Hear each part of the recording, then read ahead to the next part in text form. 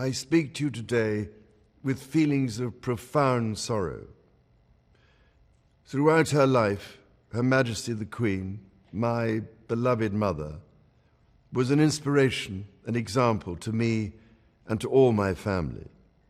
And we owe her the most heartfelt debt any family could owe to their mother, for her love, affection, guidance, understanding, and example. Queen Elizabeth was a life well lived, a promise with destiny kept, and she is mourned most deeply in her passing. That promise of lifelong service I renew to you all today. Alongside the personal grief that all my family are feeling, we also share with so many of you in the United Kingdom, in all the countries where the Queen was head of state, in the Commonwealth and across the world, a deep sense of gratitude for the more than 70 years in which my mother, as Queen, served the people of so many nations. In 1947, on her 21st birthday, she pledged in a broadcast from Cape Town to the Commonwealth to devote her life, whether it be short or long, to the service of her peoples. That was more than a promise. It was a profound personal commitment which defined her whole life. She made sacrifices for duty. Her dedication and devotion as sovereign never wavered through times of change and progress, through times of joy and celebration, and through times of sadness and loss.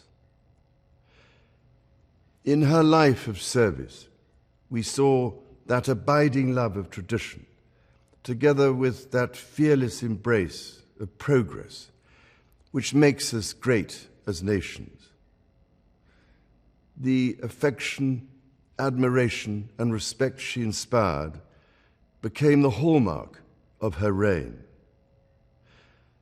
And as every member of my family can testify, she combined these qualities with warmth, humor, and an unerring ability always to see the best in people. I pay tribute to my mother's memory, and I honor her life of service. I know that her death brings great sadness to so many of you, and I share that sense of loss beyond measure with you all.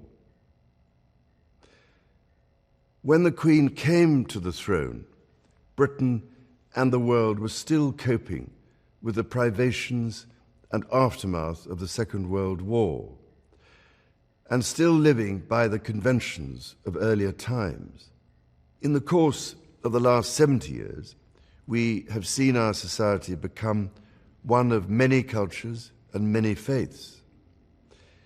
The institutions of the state have changed in turn. But through all changes and challenges, our nation and the wider family of realms, of whose talents, traditions, and achievements I am so inexpressibly proud, have prospered and flourished. Our values have remained and must remain constant. The role and the duties of monarchy also remain, as does the sovereign's particular relationship and responsibility towards the Church of England, the church in which my own faith is so deeply rooted. In that faith and the values it inspires, I have been brought up to cherish a sense of duty to others and to hold in the greatest respect the precious traditions, freedoms, and responsibilities of our unique history and our system of parliamentary government. As the Queen herself did with such unswerving devotion, I too now solemnly pledge myself throughout the remaining time God grants me, to uphold the constitutional principles at the heart of our nation. And wherever you may live in the United Kingdom, or in the realms and territories across the world, and whatever may be your background or beliefs, I shall endeavor to serve you with loyalty, respect, and love, as I have throughout my life. My life will, of course, change as I take up my new responsibilities. It will no longer be possible for me to give so much of my time and energies to the charities and issues for which I care so deeply. But I know this important work will go on in the trusted hands of others. This is also a time of change for my family. I count on the loving help of my darling wife, Camilla. In recognition of her own loyal public service since our marriage 17 years ago, she becomes my Queen Consort. I know she will bring to the demands of her new role the steadfast devotion to duty on which I have come to rely so much. As my heir, William now assumes the Scottish titles which have meant so much to me.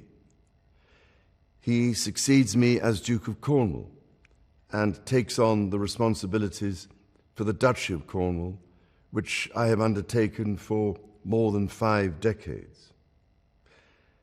Today, I am proud to create him Prince of Wales, Tywysog Cymru, the country whose title I've been so greatly privileged to bear during so much of my life and duty.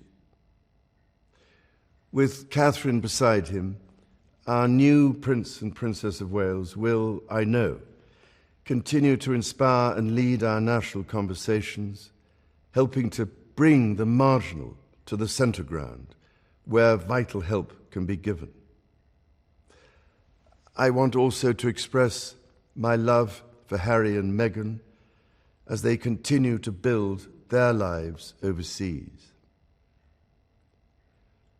In a little over a week's time, we will come together as a nation, as a Commonwealth, and indeed a global community, to lay my beloved mother to rest. In our sorrow, let us remember and draw strength from the light of her example. On behalf of all my family, I can only offer the most sincere and heartfelt thanks for your condolences and support. They mean more to me than I can ever possibly express. And to my darling Mama, as you begin your last great journey to join my dear late Papa, I want simply to say this: thank you.